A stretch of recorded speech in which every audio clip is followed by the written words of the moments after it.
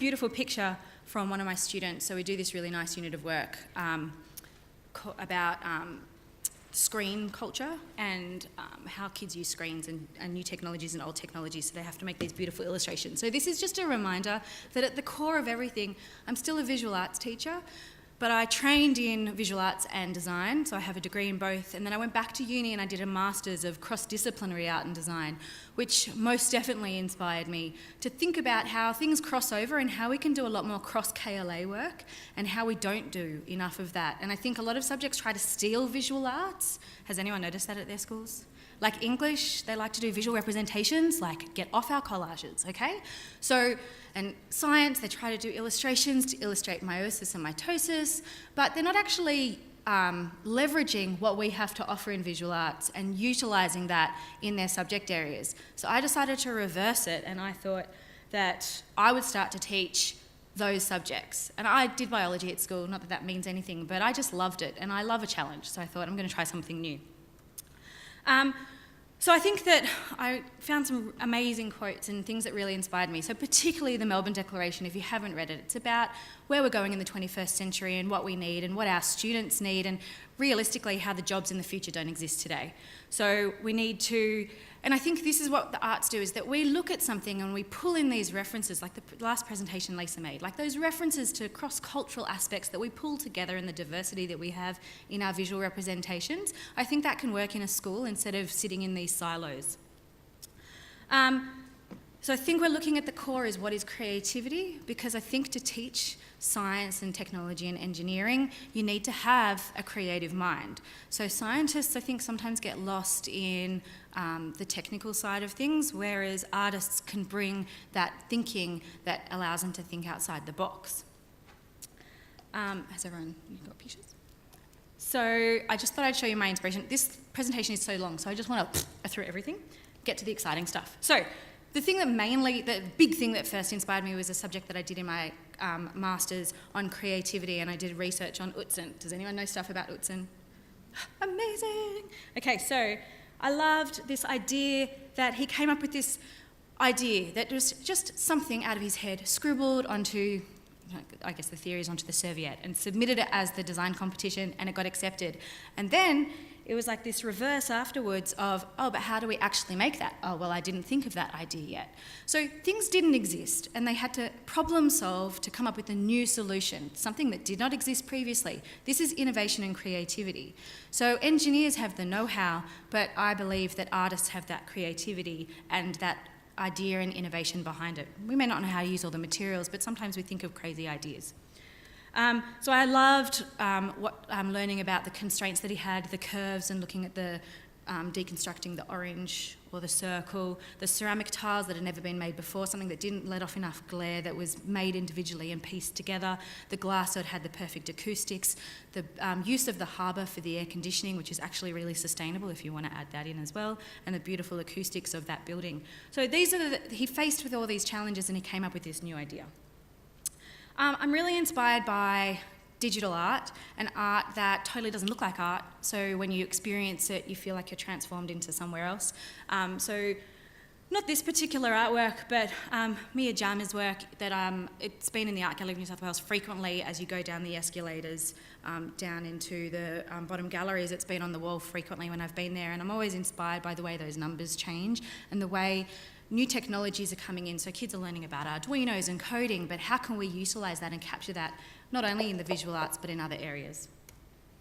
Leonardo da Vinci and his beautiful scientific illustrations. Damien Hirst, my fave. So I saw his work in real life. Still can't get over it.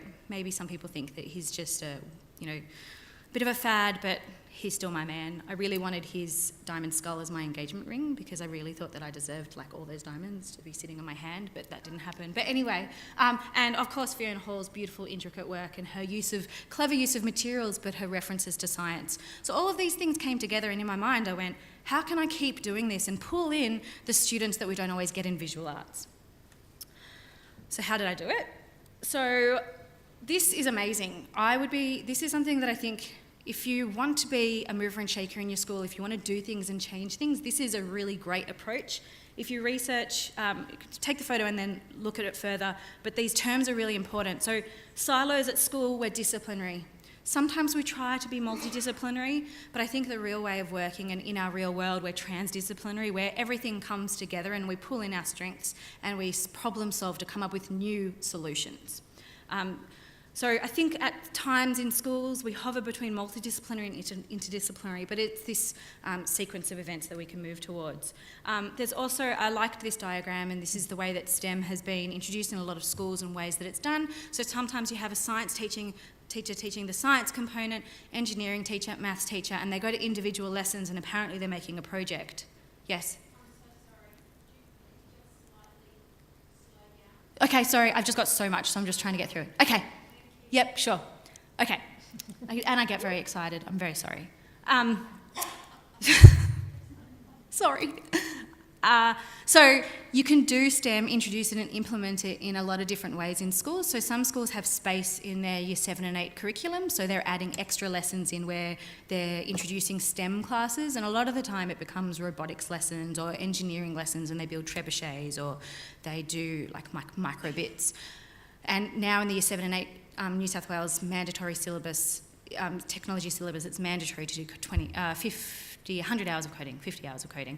So it's becoming increasing, but I just think that they're lacking the ideas for the project outcome, and I think art teachers have the opportunity to work with teams to introduce those ideas. So I've done a lot of STEM professional learning. I've got these slides. I'm going to flick through them, but if you're interested in any of them, they're open to a lot of people to apply to these opportunities, so just think about them if you want to do this at schools. Just also be aware, as I have, you get rejected if you're an art teacher, so you sort of have to stretch the truth. So there's STEM action mentoring. So I joined up with Maitland Grossman in Newcastle. They're massive. They're one of the first schools to implement STEM and the STEM syllabus, and we went to their school to see how they had done it.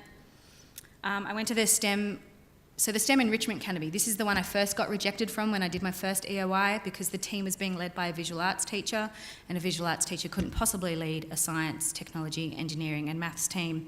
So then I applied the second time and said that I was the STEM coordinator at school and the head teacher teaching and learning, still who I am, and I appeared and they said, "Oh, what faculty are you from?" I said, "Visual arts." They're like, "Oh."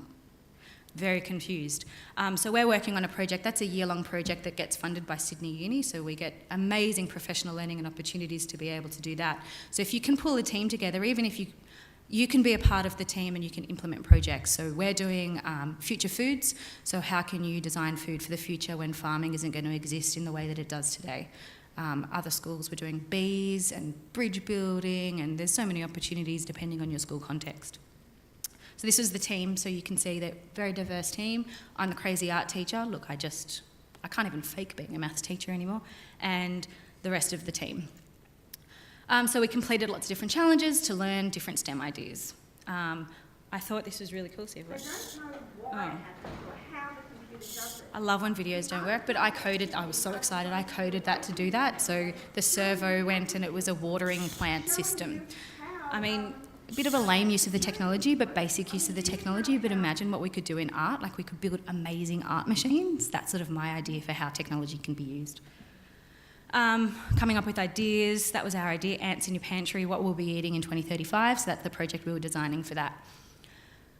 Collaborating with other schools. I've got my own network of teachers from other schools so that I can get ideas and help with projects, and we do competitions amongst the schools, so that's a great way to network as well. So I'm happy, same thing after this conference, if anyone wants to talk to me, I'm happy to help with that.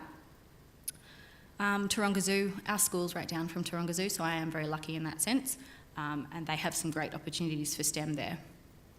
I did a practice science lesson and tried to make it a little bit more engaging, so it was about ecosystems, so I made it all about this mystery disease that they had to solve the problem of and help save the world.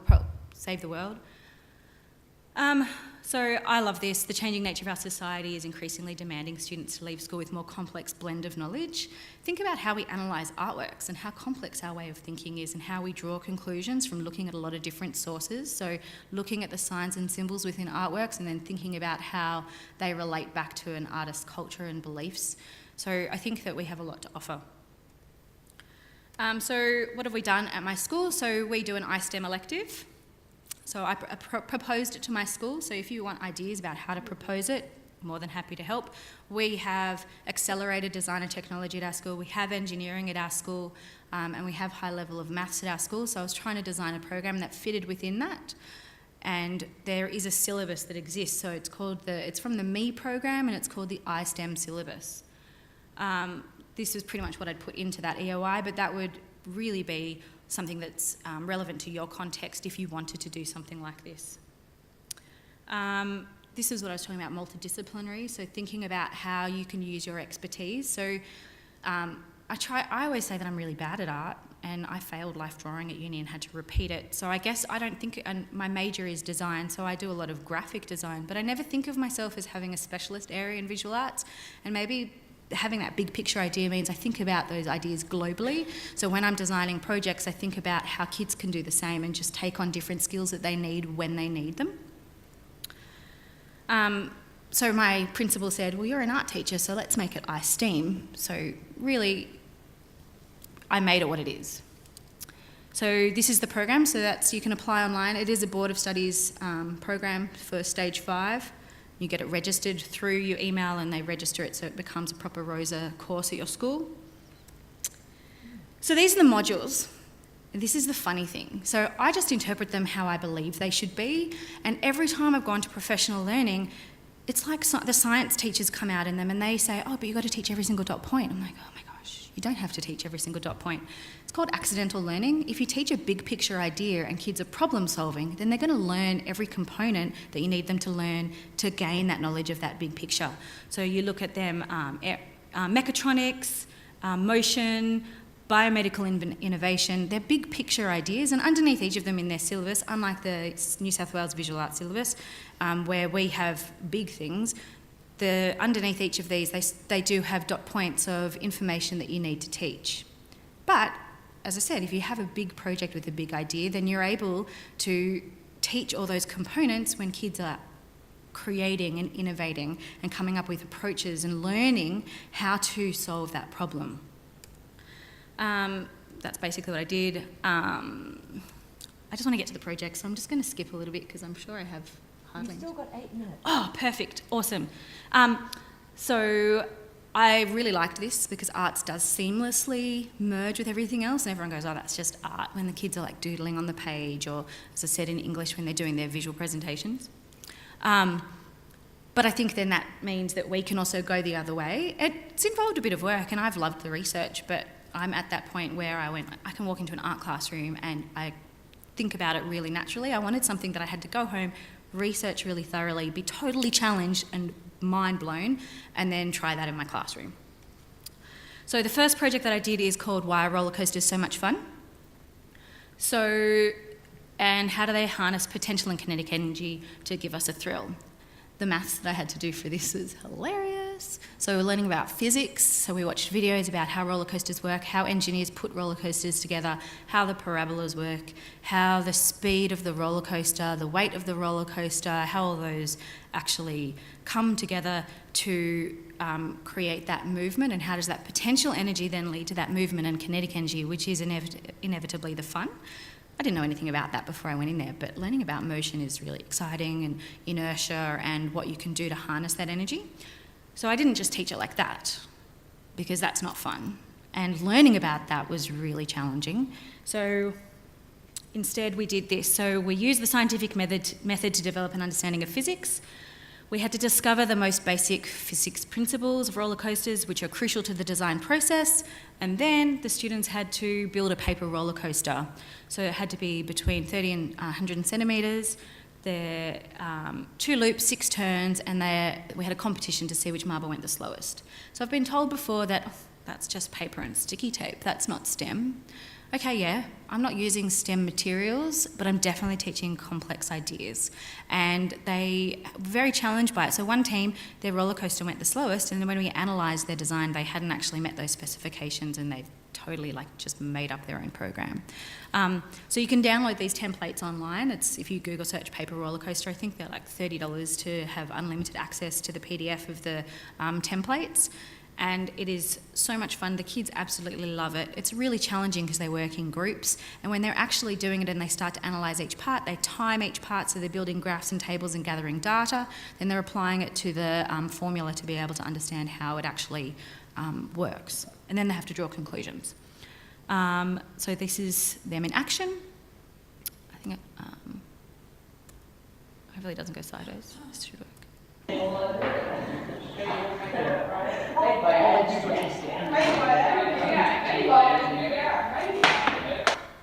It's really confusing on that screen, like that.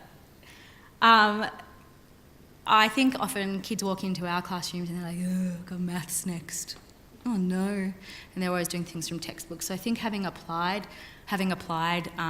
ways of learning is really good. So this was my favourite unit, but the kids loved this as well, but they thought that writing an essay was a little bit hard. So why aren't all buildings built to be green? And they had to research 2 major innovations in sustainability through a case study of a building. They could choose any building in the world and discover what innovations they had, and then they had to create their own building using CAD. So this is an example of some of their designs, and then they presented them to the class. I didn't know anything about using Google SketchUp. The kids pretty much taught themselves, and some of the things that they did are just incredible. And totally their understanding, like, why did you do that? Oh, because I need to put solar panels in that section. Oh, we're using grey water in that one. Oh, the battery for the solar panels will go here. Oh, this is double glazed windows. Like, their understanding of the innovations that they then applied to their own design was really awesome.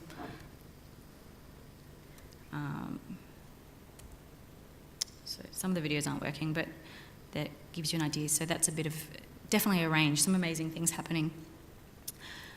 This one could definitely be an art project. So how can a simple machine tell a complex story? So we built automatas, and to embed the mechatronics component of the iSTEM syllabus, they were controlled by Arduinos. So they had to build an automata is a hand-cranked machine. So that's the traditional one, and that's a cardboard example. That's one of my favourites by Paul Spooner. So as you crank the handle, the guy eats the spaghetti. So like these old school wooden toys. And so we had to learn about cams, shafts, gears and levers, and understand how simple machines work. And then they learned how to code Arduino and then coded the machines underneath. So this is a couple of examples. Sorry about the video. So that's controlled by coding.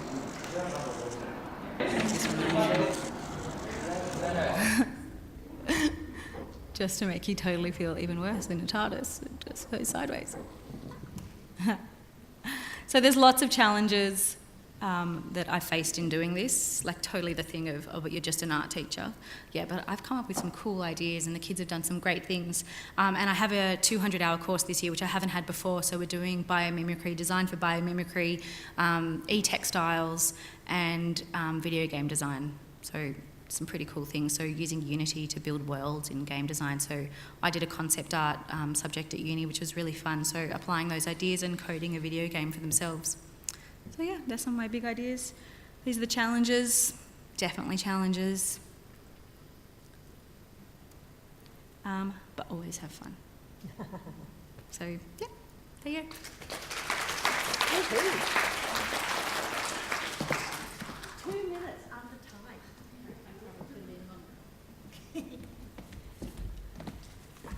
That was, yeah, pretty exciting.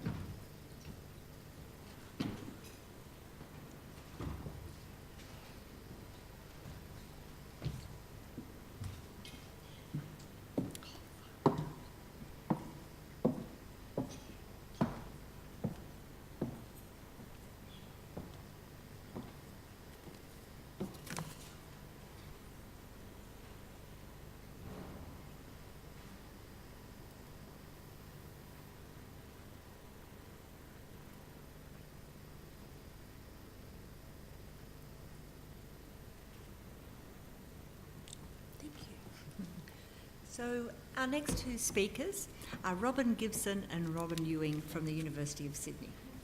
Hi. Okay, we're often referred to as Robyn Squared. That's what our students call us. And I'm the ring-in because my work is, or my expertise initially was in English literature and drama. So I've learnt a lot from my visual art expert here. And thank you, Robyn. It's true. I think what we do try to model for our students is that we try not to silo the arts, and we work very collaboratively together. And this, what we're going to present to you now, is just an example of, I think, working really, really well together, and each of the arts supporting each other through authentic integration. So the title of our presentation is another 4 C's: curiosity, compassion, connection, and courage.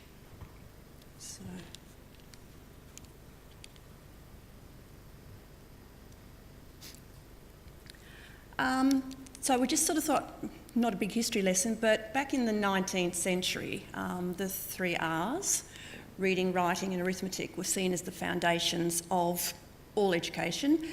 That's not to say that there weren't changes afoot, because definitely as early as the 18th century, we did start to see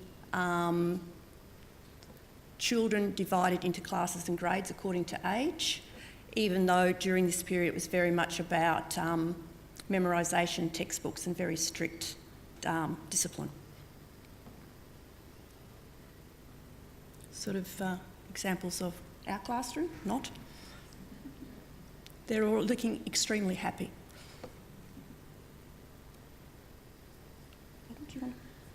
So you would all be aware of the National Education Association in the USA, who talked about thinking about the skills that we needed with good content mastery for the 21st century. And they originally came up with 18 skills in 2003, and then decided that they needed to work on distilling them down because people were finding talking about 18 skills was a little too much, which perhaps is a little bit ironic given what we're going to suggest now. The 4 C's that they have emphasised, and a lot of us are working with, are the critical thinking, communication, collaboration and creativity. And certainly they're having a big impact in lots of schools. But for us, the idea that they're soft skills is something that we'd really like to tease out. You know, why are those big picture ideas, those things that are so important for us in dealing with the change of the 21st century, why are they called soft skills? What does that actually imply? And I think that when we talk to our students, they come back to the idea that in secondary school, high school, they took the soft subjects. They took drama, they took art because they were seen as the soft subjects. And when you start to unpack that, what does that really mean? Because the skills that are learnt through those disciplines tend to be sort of included in so many other areas, and in terms of lifelong learning, those sorts of skills are so incredibly important. But then to brand them as soft, we have some issues with that we'd sort of like to unpack. And we should say that most of our work is in early childhood and primary, and our question, I guess, is okay, those 4 kind of big picture skills have been singled out, but are there other things that we would also regard as core for our skill set? We're not sure they should be called skills either. Nevertheless, that's what they're being called at the moment. So we're wondering whether we could maybe rebrand those as dispositions rather than skills, because skills is sort of has some sort of baggage attached to it. So we started thinking about, and this is really preliminary, this is just conversations Robyn and I started to have about where could this go. So we were thinking about, if we're talking about a future of uncertainty, of change, of innovation, what of these dispositions perhaps that are more extended than creativity, critical thinking and the original 4 C's, what other 4Cs might they be? So what we're proposing that we think about, and we'd love to have conversations with you at some point, are curiosity, compassion, connection and courage.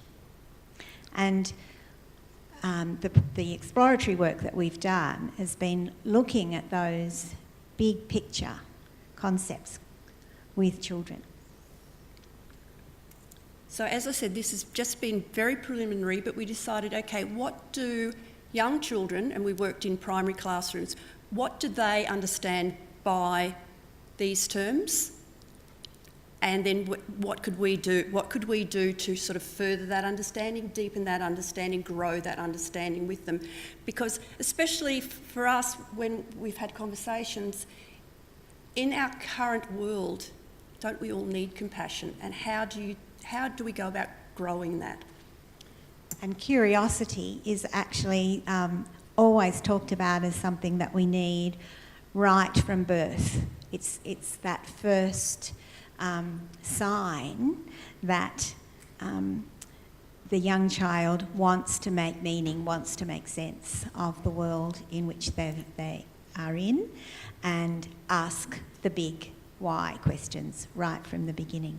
And I think looking at creativity, creativity can't exist unless people are curious and asking those questions. So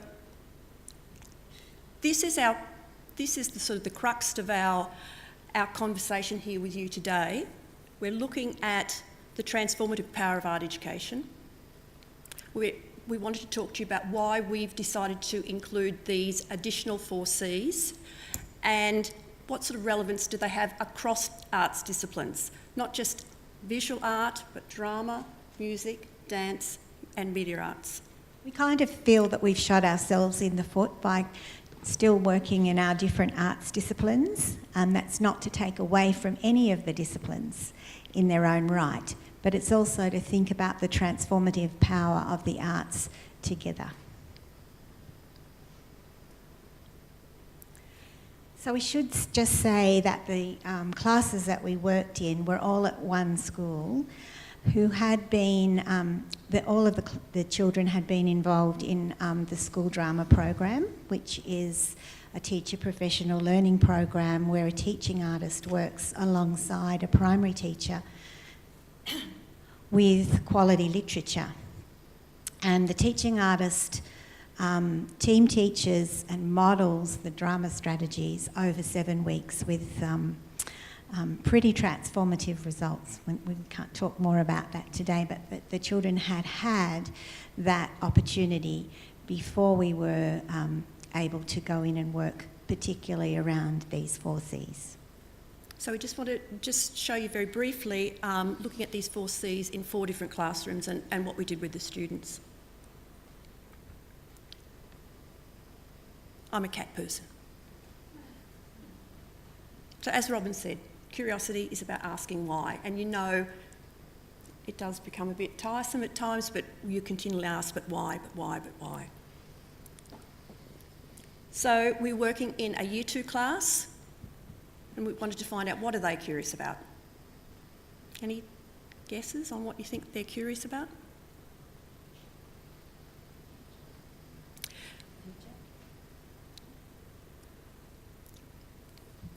How hot is inside the earth? How hot is the sun? And from that the teacher had done a lot of work with them on the future of the planet. So yes, they were very interested in the solar system, but they were very interested in the earth, what's happening in the oceans, pollution. They were looking at the big picture things. That's what they were curious about. They were curious of the big picture, but they were also curious about what they would look like in the future. For this particular activity, we got them to actually create a door. So if you think back to that first image you saw with the 2 little girls looking at that, they created a door. The door leads through to something, so you could open the door, and behind the door they actually drew what they were curious about. And we finished that session by asking them about the most recent probe that's gone to Mars and the name of that probe. And it didn't surprise them at all that the name of that is Curiosity. I was a surprise to me when I did a bit of research to find out that, but it wasn't a surprise to them. So that was just working with a Year 2 class, just trying to see, they are very curious about the big picture. So compassion, and we're taking the work of Daniel Goleman and also Carol Miller and Juliana Saxton's work, which takes empathy further. So traditionally, drama is about walking in someone else's shoes, and embodiment and enactment, and seeing things from different perspectives. But in their new book, Into the Story Too, Carol and Juliana talk about that not being enough.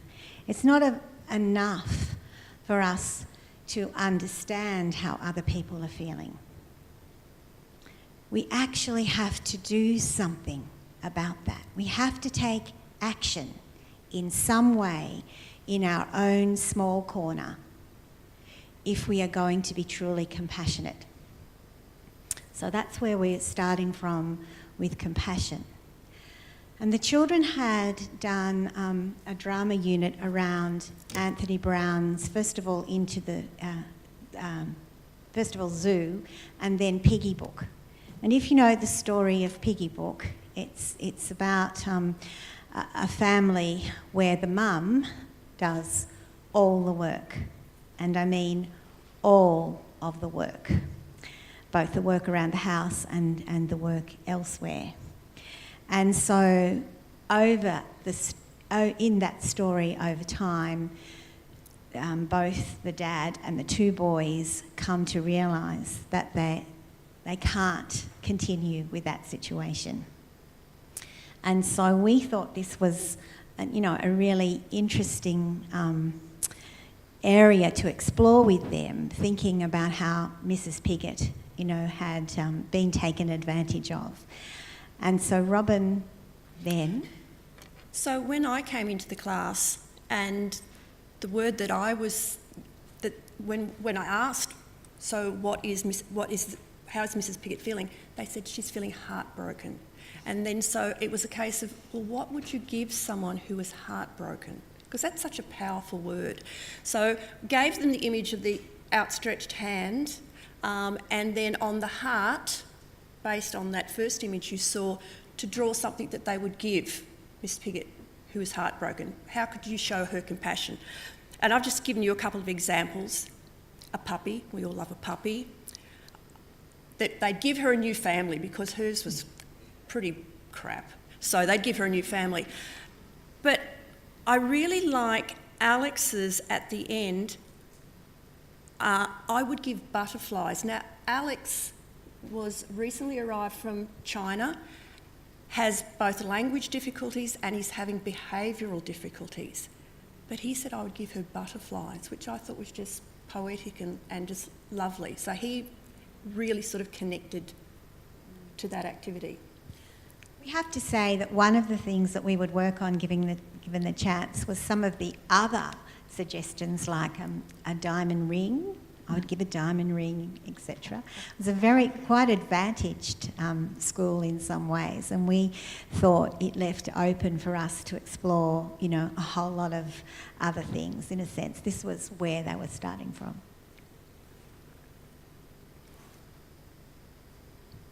So the third C we were looking at was connection.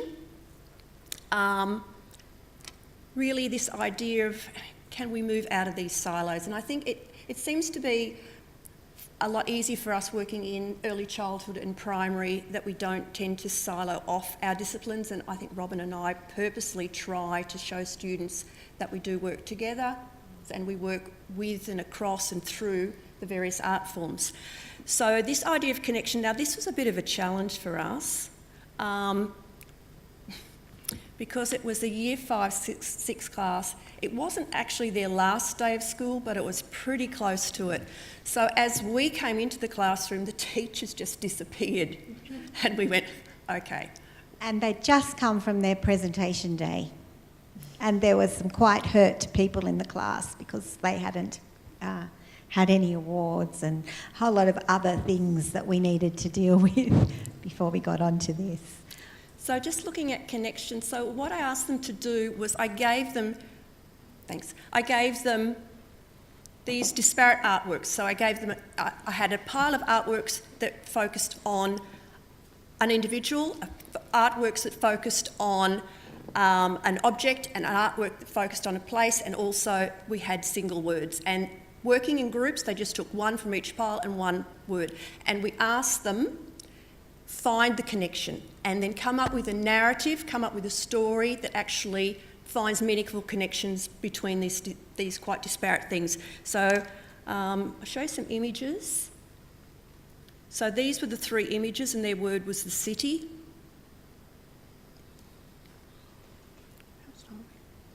Yeah. Yes. So I can just, they're just very quick narratives. So the narrative for this group, there was once an unusual woman who got herself stuck in a giant potato. She started to roll, quickly gaining speed. She rolled over a large city and flattened it. She had to eat her way out to see what she had done. The moral of the story, never get stuck in potatoes.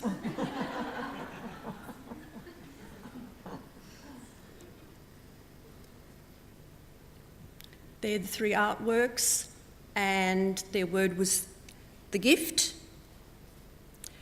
The famous artist Sydney Nolan, we didn't tell them who the artist was. The famous artist Sydney Nolan was given an unusual gift, a rhino covered in who knows what. Anyway, he decided to ride the rhino to Van Diemen's Land, where the rhino decided to live, and Nolan turned into a dreadful mummy.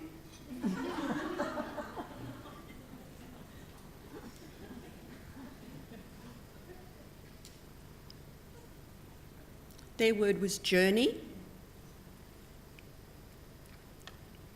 Once upon a time, there was a friendly giant named Jobo. One night, he was about to eat his dinner of fish and chips in his tiny cottage in the peaceful countryside, but he realised he had lost his precious fork. So he soon figured out that it had been stolen by Bojo, the unfriendly elf, who lived in a faraway mansion. Jobo then set off on a magical journey to Bondi to find his beloved fork. I haven't got the image of the other one, but we had one other group, and their story was, it was a visual of Warhol's Marilyn Monroe. There was the image of the fruit bats hanging on the Hills hoist from the New South Wales Art Gallery. Yep. So the story was, the famous actor Marilyn Monroe was on set in Australia. As she was acting, she noticed a family of fruit bats hanging on a clothesline. This reminded her of her own beloved family in America, which made her sad. You've got 2 minutes to go. Yep. So this brings us to our proposition. Oh, sorry, courage. Sorry. And I guess, given some of the presentations we've had today, in different ways, courage is not just something that our children need. We actually need courage as educators and artists to take hold of the agenda and much more forcefully talk about the important role of the arts.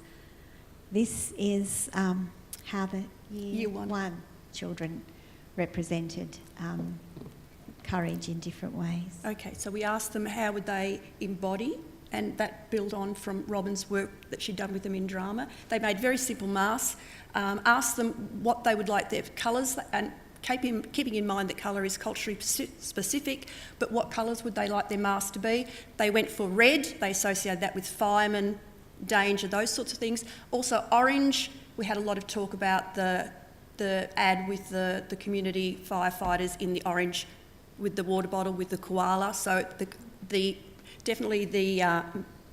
were decorated in red or orange. This was the 3 girls. Yeah, some examples.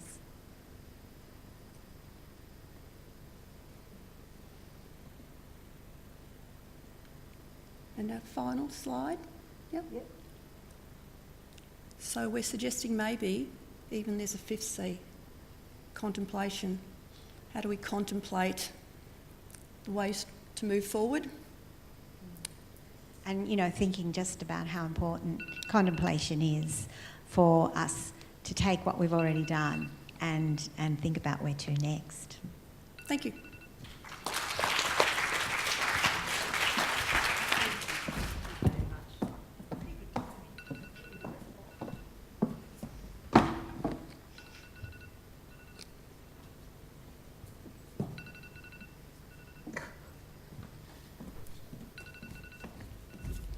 Charlotte.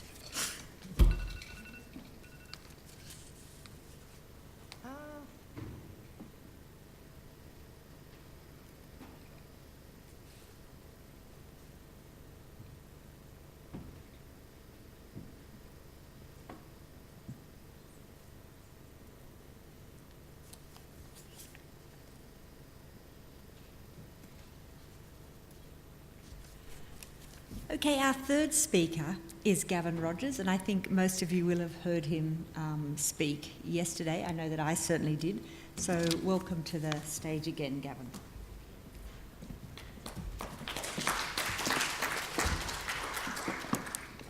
I might take the mic. Yep, that's working.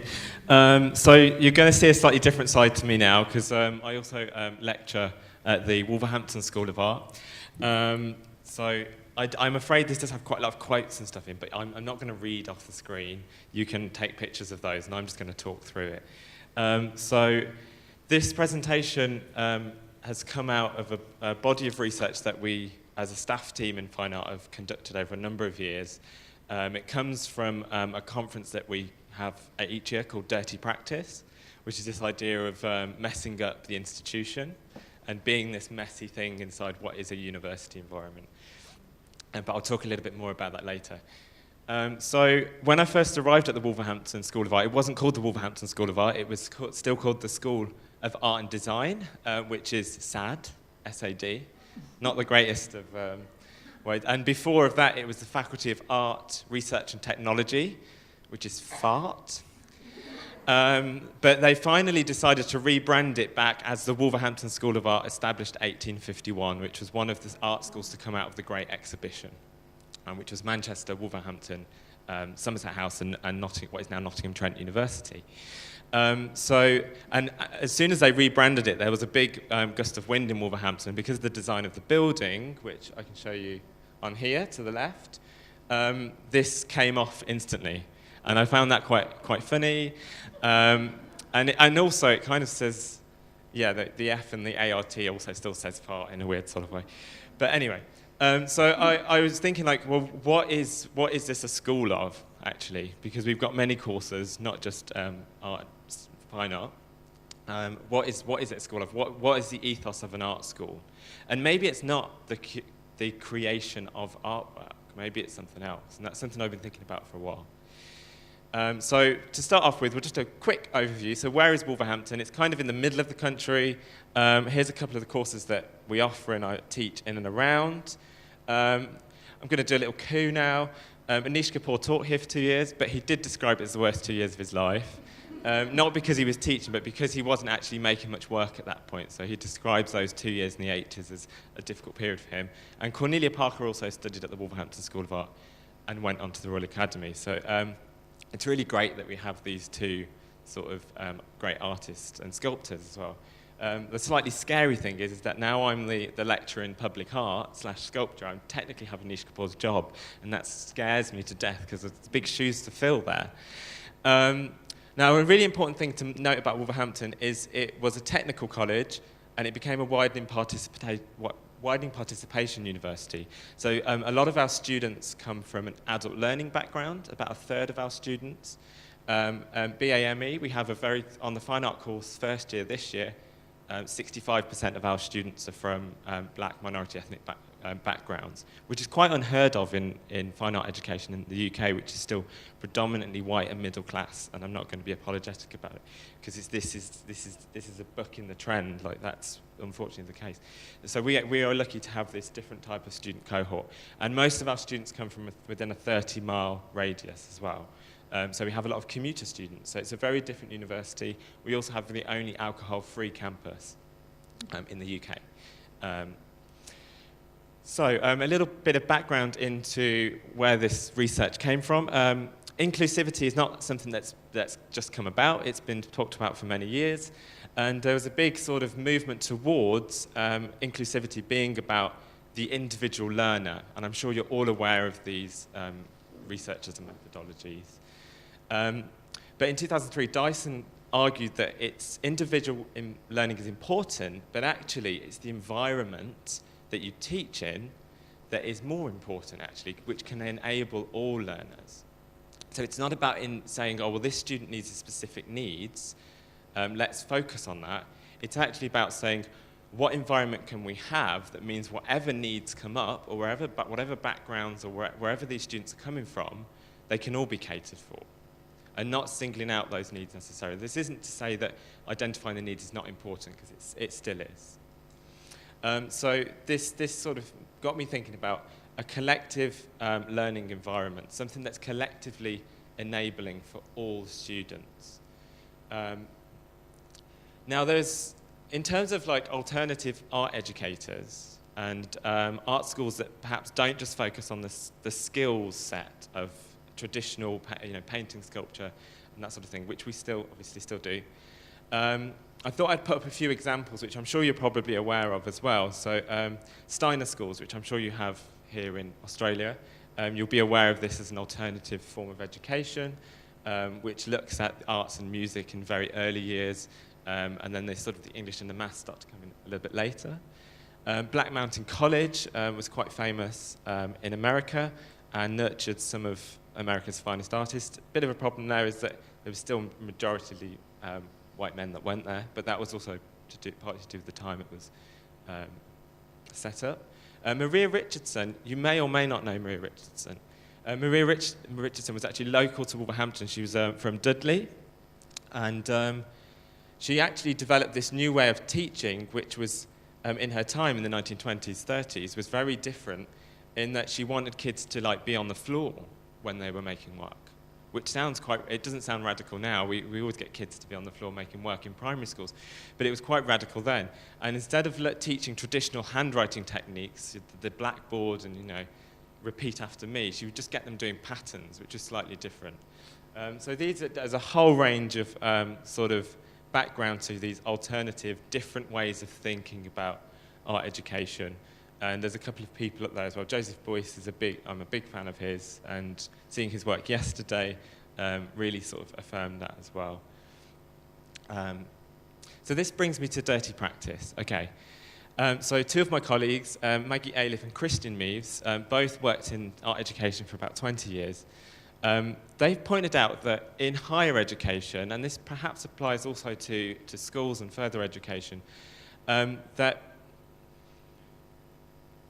you need to not just develop students that have skills and talent, but also they need to be good at problem solving. They need to have all of those what you said earlier, soft skills, which is the word I don't like as well, and the 4 C's, and they need to have all those things. And at the same time, how can we deliver all of that in an institution that wants us to be clean? They want our building to be a certain way. They want us to have certain logos because we're attached to a big university. And in many institutions, including the Royal College of Art, and I'm saying this quite publicly, and Goldsmiths, they have these new fancy buildings, but it's very hard to actually do messy work in them and to do quite, courageous, ambitious, radical, protest-based stuff, because it's like a gallery environment in which you're working all the time. And there is also an obsession with fine art students when you go to art school, and many of you have probably been to art school. When you arrive, you're given a little cubicle, a little white cubicle, and that itself can be very difficult and it's a very difficult and strange place for students to be, especially our students in Wolverhampton that have probably just made their work on the kitchen table in their home previous to this. And so you have to start thinking about the environments in which they have been working. So how can we have an art school that is dirty and that's messy and that can transform? Now, fine art educators should always look to making the place inclusive, and also it should be a safe space for students to kind of say what they like and give their political opinions, and also for staff to do the same, which is something we'll talk about a bit later. So does anyone in this room, have they heard of Thomas Hirschhorn? A few of you may. So I'm going to give you a bit of an intro. I definitely recommend having a look at his work and his videos online. So Thomas Hirschhorn is a relational aesthetic sort of artist. So he believes that creating these situations where people can come together and work together, you can actually create new communities, new voices, but it is a form of art. And he's really adamant about that. Like, this isn't, he doesn't say he's a community artist. Many people would say he is. He's saying that this whole activity of bringing people together is art. So in 2008, I've got my 3 dates in order. Around that time, he did Gramsci's Monument, which was in the Bronx in New York, and he worked with the communities that lived in a tower block. And what he did is he said to people, what skills do you have? You know, what are you good at doing? And someone was like, I'm really good at cooking. So he's like, great, you can be in the kitchen. So then he gives them a job to do. Okay, and some of these people have been out of work for quite a while, and some of them have actually served time in prisons as well. So to be given a job is actually a really empowering thing, actually. So then they're setting up the kitchen. And this is art, by the way. He's not employing them. He's not doing that. It's just part of the process. And then one kid's like, oh, I want to make masks. I want to be a superhero. So then he starts talking about superheroes. Then he will do a workshop about superheroes and philosophers, but introduce philosophy to young children on a different level, like almost describing them as if they are superheroes. So making an Aristotle, flying creature that's going to save the world of some sort of philosophical conundrum. So that's kind of what he does. It's a really good sort of video. And the one thing that he talks about in a piece of writing that he did is the 4 cornerstones of his art, or his art making, is love, politics, philosophy, and aesthetics. Now, these are not new. These have been around for a long time. And actually, they're very similar to the overarching aims of this conference, which is courage, bravery, compassion, knowledge, these sorts of things. And then he refers to all of this as art. So I thought, well, I want to take these 4 things and make them the center of our curriculum, okay? And if we do that, then our students will attend more, they'll be more engaged, they'll be in the studios for longer, and maybe actually the quality of work might improve. Because when you're in a widening participation university, you've got people with child commitments, you've got people commuting in and out, they can only afford to put 2 hours parking on their car. There's big issues that we have to overcome. And by creating a community with these 4 cornerstones, it gives people that extra reason to be in the building. And this might sound really, trying to get my students to attend, because they're all great students, but it's just, it would be great if they were there more. And it's an issue that we've always had at the Wolverhampton School of Art. But the work is also really good because people have these lives outside of the art school, which brings a new quality to their work. So the first one, philosophy. So I'm just going to read out the one quote and then I'll just move through. So, encouraging students to articulate their thinking openly in a trusting, respectful environment allows students to learn by getting stuck in, being uncertain, making mistakes, and being different. Now, I strongly believe that not only do the students have to do this, but we have to do this too. We have to admit, as teachers, when we're wrong, or when we're on stage and we're unsure about something. Or maybe the student actually knows better than me. And so when I look at the topic of beauty, I'm not going to introduce, this is Plato, this is what he thinks about beauty. I'll tell you about all of the philosophers, Edmund Burke, blah, blah, blah. This is what beauty is about. I'm going to ask them, what is beauty? to you. They're going to tell me, and then later we might introduce those philosophers. So philosophy is probably the most important thing. Play and failure as well. It's okay to disagree with these philosophers who are, well, a lot of white men with beards. And I've got one too, but it's a complicated issue. Maybe I'll just shave it off.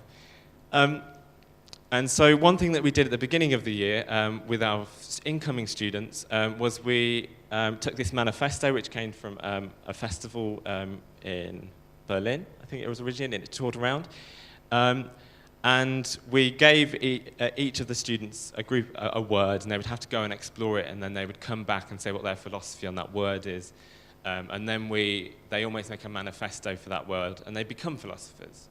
And then later we add to that and say, well, actually, there's other artists that have looked at these words. And they're difficult words as well. They're not the most, some of them you have to kind of look up in the dictionary just to check, what it means. And that's something we're also doing. Like, is a dictionary? Kick the dictionary out and have a look in it. That's one thing we don't do often enough, actually. And we also have this, we had made this big collage. So I just printed off loads of artists and philosophers' faces. And I just said to them, look, you're not going to know who these are. I'll forget who some of these people are, because some of them I Googled and was like, oh, is that person? Oh, I don't remember them. I can't imagine they look like that. And I said, by the end of the third year, I want you to know who all of these people are. And it almost became a challenge. So they're reverse Google image searching it. They're finding out who's this person. So every time it's like, so who's this? No one who knows yet? What? This is crazy. It's like a bit of a competition. All opinions are valid. That's all I'm going to say there. And this idea of being the sun and not the wind, so not shouting about stuff, but being the positive movement as well. That's something to always think about. That actually comes from a Greek fable, which you might have heard of, where the wind and the sun compete to take the coat off of the man on earth. And the sun wins because it just shines, and the man takes his coat off. Love. Okay, so this is a weird one. Probably. Will we ever know what love is? That's a good question. So this is thinking about love not in a relationship kind of sense, but in a way that we need to get to know our students. Okay? There's hierarchy. When they arrive, they are looking to us for advice, and yes, we're there to give it to them, but at the same time, we want to know stuff about them, especially when you're working with adult learners who are a lot older and wiser than I am. And many of the younger students are wiser than me too. So actually thinking about what this means, be it having good role models, having as many events as possible that gets people out of their comfort zones, but also maybe it's in their local area, so setting up exhibitions that go to the regions around the art school, instead of it just being about the city art gallery, go to a community centre and pop up a show, and then maybe the art gallery comes later. And so I'll just show you a couple of things that and the reason that this argument came up as well, so this is actually we all went to Berlin. Now this is a really important thing for our students, because many of our students have never been abroad before. So we get a really cheap trip, we stay in the worst hostel in Berlin, don't recommend it. So it's about £200 for 4 days, it's really cheap. And when we go out for dinner with all of our students, we find out more about them than we possibly ever could imagine. And then when we come back from the trip, their work starts to improve because we've got to know each other. So what we do every Wednesday now, the staff cook food for the students. And what happened after a while is then the students started cooking food for the staff based on what we wanted and what we liked. So it was a competition of who can make the best bread. I've got a picture of this. This is a community clay workshop, which came out of an off-site project. This is, I invited the students to come and spend time in my studio. So I regularly have them come to visit our own studios. Something that did happen is the university announced loads of redundancies in the art school, which was pretty terrible because we're pretty sore time in arts education in the UK. So we work with our local MPs. This is Henry Ward, who curates at the South Bank in London. This is Eleanor Smith, the first female black MP in the West Midlands, formerly in the seat of Enoch Powell, who was the most racist man in sort of modern British political history. She's now in his parliamentary seat. But by inviting these MPs into our art school, they get to see what we're doing. The students get to talk to them, and all of a sudden that barrier between your MP and the art students is broken down. So actually this message of love, it sounds a bit corny, begins to show through amongst many types of hierarchy, if that makes sense. Politics, to be aware of the political backgrounds of our students, the politics of space. We might have quiet students, we might have loud students, and to be able to accommodate for those. Interestingly, I mentioned it yesterday that many of our students, because of perhaps their parents' beliefs or the area that they came from, were pro-Brexit. And that's something that I struggled to process as someone who's very, pro-EU. But it was something that we had conversations about and did lots of workshops about. So we take these issues and turn them around. And just to say this final thing, which is really important at all times, barriers to learning are political. It is political. And if there's any barriers to learning, we have to keep fighting for them to stop them being there. Chelsea School of Art had a lot of problems with BA, ME students coming to their open days and feeling like this place isn't for them. And that's because there was no presence of black students in Chelsea School of Art. And it needs to be addressed. So one thing we do when they first arrive, because we don't have much money, because we're redundancies and all this kind of stuff, we decided to make all the old furniture, we gave it to the students, and they designed their social space. And that, I'll end on one thing. So we've got the aesthetics of the social space as well. We'll just sort of make tea, not war. We've got an area where the community can come in because they wanted it to be accessible to the public, the art studios. This was something they wanted to do themselves. They wanted their family to come. This is like a pop-up exhibition space that they wanted. They actually sacrificed their own studio space for this communal space because that's what they wanted. Here's a picture of us after this is me lying on the table because I had to press the button and run into shot and it was difficult. So this is kind of where we're coming from. And so this love, philosophy, politics, and aesthetic, maybe the thing that's in the middle is actually the environment in which we teach. So when we think about, or I think about the Wolverhampton School of Art, and I've put here heat, food, material, space. If you're well fed and you're the right temperature, you have the right materials, and you have the right space, you're going to make great work. If you don't have one of those things, you're going to dip out of class, you're going to go out to Starbucks, it sounds really simple, but actually the environment is so important. We do regular conferences amongst staff and alumni, so students that have graduated and some MA students about who cares. And so closing thoughts, because I know we're running out of time now. It's a challenging time in arts education. But the studio itself, the one that we use in liberal arts schools, as you might say, maybe it's time that it changed a little bit, but maybe it's also time that we rethink the studio into primary and secondary education. And I know this was discussed on the first day of the conference. If studio spaces were in primary schools, imagine what might happen. I mean, it's a bit of a gamble, but imagine what might happen. Collaboration, if you're taught at a young age, I think we'd have less of that competitive nature that comes with a capitalist society. And something I was thinking about yesterday is this communal drawing thing. I did the great workshop with the Indian pattern making. And if you teach 3-4-year-olds that drawing is a communal activity, not something you do on your own, then drawing could change completely. So, when you have big crayons and it requires 3 people to draw with it, then when you think drawing, you'd think, oh, I need another 2 people for that. And that would just be, so these are the kind of big shifting ideas that maybe we don't, sometimes it's really simple things and really obvious things, but maybe we should start trying them out. So is it Wolverhampton School of Art? Maybe it is just Wolverhampton School of Environment or something. I'm not quite sure. And here's just some pictures of my students. And final thing is this is somebody did this, well, it was me, I put my name up in the end. So I did this in the middle of the night. And this is as you're coming into the train station in Wolverhampton, okay? And it's made out of office paper from the deanery. So I was like, it has to be office paper from the deanery. Because this was a time of redundancies in the art school. So I pasted this up late at night, and then eventually the students found out that this was me that did this. And this is on the main train from London to Manchester, so you see it, you can't miss it. and then all of a sudden the students have started doing it themselves. So I feel like I've triggered this like sort of illegal activity, but it is just paper pasted onto concrete, so it's not actually paint. And there's loads of references. And if you want a copy of my paper, I'm happy to email it to anybody. Just get in touch with me. It's like a condensed, a big, larger version of that. Okay, thank you very much. Thank you.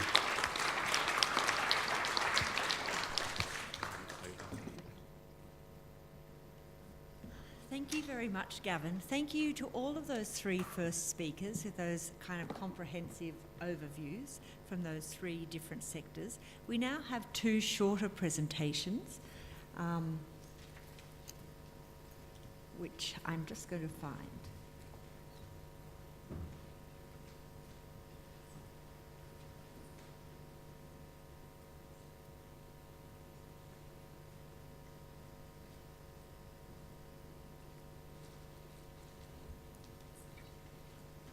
So our first two speakers for the first shorter presentation, just 6 minutes and 20 seconds, will be Natalie, Castree and Sharron Jones.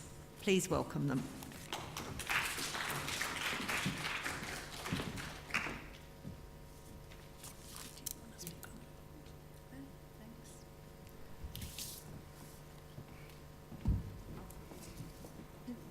Okay, thanks everyone. My name is Natalie Castree, this is my colleague Sharron Jones. We taught together in regional South Australia and a town called Port Augusta for 3 years. So I was the specialist arts teacher and Sharron taught in the senior primary after a brief stint as deputy principal. So working together in 2016, we decided that we wanted to change the way that we approached teaching the visual arts. So rather than the current model, which was Sharron's class, all classes would come to me for an hour a week, then disappear, go back to what they would term normal learning.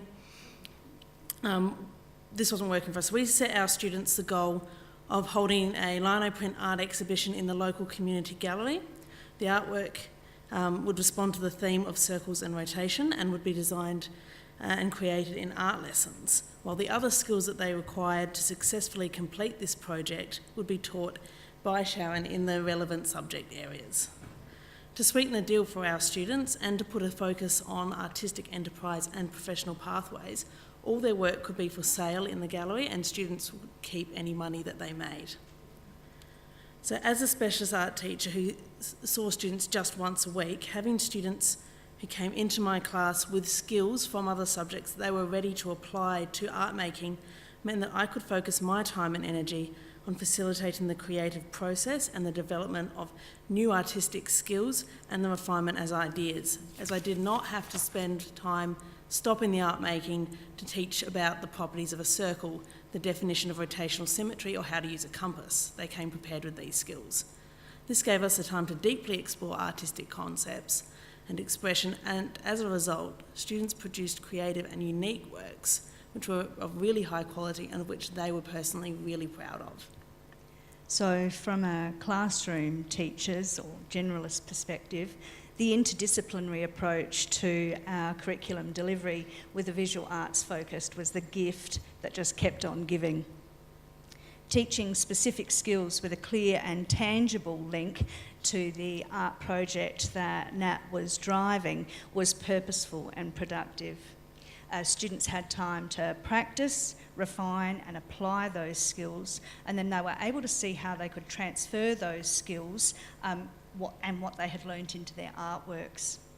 The immersion in the creative process resulted in greater independence for the young people, improved decision making, their time management skills improved, and that became obvious not just in the area of the arts, but across all areas of the curriculum. So these are year 6 and 7 students, 12 and 13 years old. So you can see on the slides them acting out what we're saying.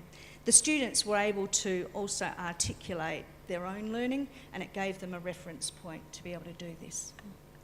So as a primary school specialist art teacher, and I'm sure others in my same position will know that we spend a lot of time justifying our existence.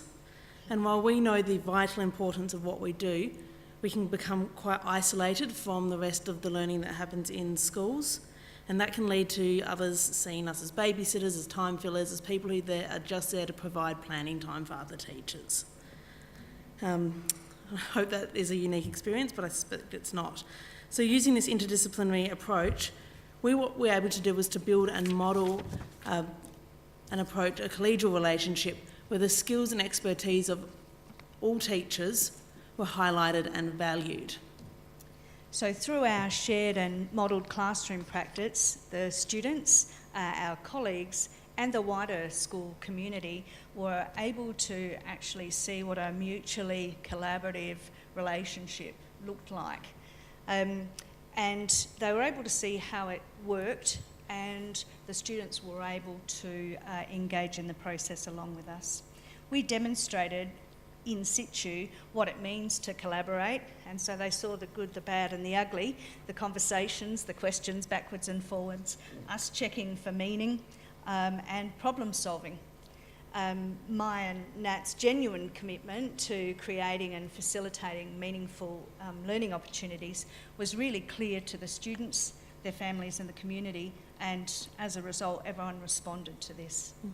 So the exhibition itself, which you can see the students setting up independently on the slides there, the quality of the artwork and their ability to express their intentions and learn across all the subjects showed the value of that supportive collegial relationship and that planning that happened across disciplines, so the amount of work that we put in behind the scenes to make sure that the learning was supporting each other. So in this environment where we as educators, and particularly I think in the primary school sector, we're being asked to take on more and more and more, and it seems more important than ever that we can take these approaches. We build professional relationships that make the most of the skills of our colleagues that are already there, so we don't have to take on everything ourselves. So the process of planning for and preparing a public exhibition, gave the students a unique insight into the lives of practising artists in their community.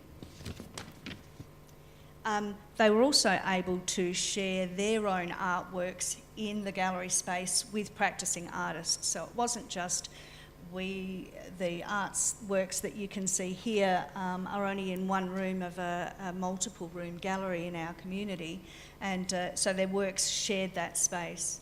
Some of the artists that were also exhibiting came in and spoke with the young people, so they had that unique opportunity to engage with the artists and find out what it really means to be a practising artist. And some of those artists came to the exhibition opening as well. Students were able to receive direct feedback, not just from us as their teachers and their families and the community members, but practising real artists who used their art as a way of earning money were able to give them feedback and also talk about the quality of the event and the display. Okay, thanks. So just to finish off, the significant benefit of this project was a tangible increase in how the school community valued visual art as an area of study and as a community asset in our town. So many of the parents and families of the students remarked that at the exhibition opening it was the first time that they'd been in a gallery, and further many students expressed interest in continuing to study the arts into high school and saw it as a legitimate career path for the first time. Thank you.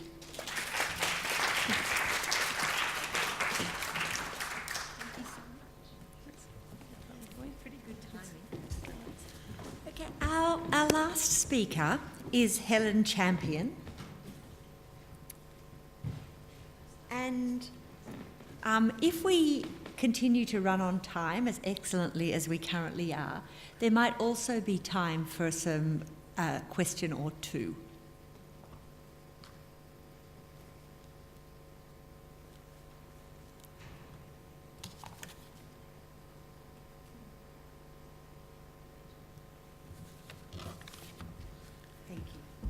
Okay, I'll do better at staying on time if I stand still. So, ACARA, most of you probably know ACARA. ACARA does Australian curriculum and national assessments and associated reporting. I've been there since May last year.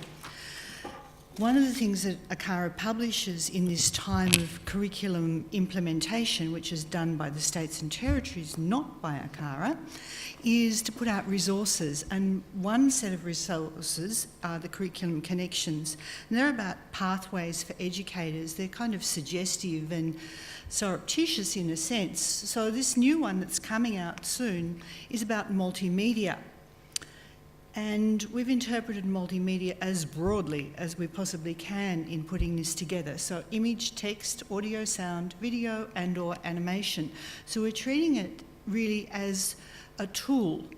It does have a basis in the curriculum. If you read every word in the Australian curriculum, you'll discover that multimedia features in these ones, in media arts, in digital technologies, in English. It's also hinted at, but not actually referenced by word, in the general capabilities and the cross-curriculum priorities. And it comes with definitions. And yes, there's the same word with a different definition in different things, which is an accident, of course, of history, and we were not going there today. But nevertheless, they are complementary, and they're kind of useful in those. So unpacking them. There's text is a big part of multimedia, and obviously it's got different uses. In putting these slides together, I've tried to show multiple forms of communication and ways of doing things with a textual basis. So this is a body painting artist in that one. Then we have images, both still and moving. And if you actually get hold of this presentation, we haven't got time right at this moment, you've got a still image up the top and an animation about making cappuccino that looks pretty accurate. And then, of course, you have social media of people actually being able to interact and comment. Sound. We all know there's billions of devices, smartphones in the world, and they're all portable recording studios. So the capacity for the world to produce and distribute sound is more in a digital form. Of course, our voices. This animation, again, we're not looking at it. The black square is so appropriate. It's from the World Health Organization. It's the Ebola campaign for villages in Africa. Please have a look with tissues in hand. But again, you've got the commentary that runs around it. And then this tech terms website I've come to know and enjoy. Multimedia is commonplace, and we don't always get quite so excited about it as we used to back in the late 90s, those of us who were around and thinking of it. And this guy who wrote this said, thank goodness. However, it's still, really useful stuff for communicating, and these are the themes that we're structuring our resource around. Communicating, because we can get out ideas and stories as well as content, conversations, aims, intentions, all of those things that we can do. We can create, and again, you get stories can be created, we get solutions, we get artworks, media arts works, visualizations. I might just drop in, I'm seriously interested in silos and so on, and you'll see that in just a minute or so. Connecting. I know I'm repeating things that have been said, but I think that's actually quite good. And you'll see that we've got ideas coming up again. The words in purple are just those connectors, learners, teachers, experts, communities. So this idea of multiplicity and drawing on expertise and using technology. Then there's some more C's. It is obviously the letter of the century. Curate, collect, organise, present. Ideas, stories, content. Sort of the themes are there that we can just play with and work. So here we have the silos. This is from Victoria, from in the wheat country. The silos ain't used quite so much anymore. And so the silo art matched with Google Maps, some text from the Tourism Victoria people, Visit Victoria, so we're combining. We do have convergence, is everywhere, and we work with it and we have to think about it, but for our purposes as educators, it's unbelievably wonderful, I think, because we can put together technologies, arts, disciplines, and we're back to ideas. What is the foundation of our work? please, I want to connect and talk about these things, so be in contact. I have a few business cards left, which I'm happy to hand out, but this will be published in, I think, late term one-ish, around Easter time. And then if you want to know what else ACARA is up to, well, they're represented on various forms of social media. So thank you.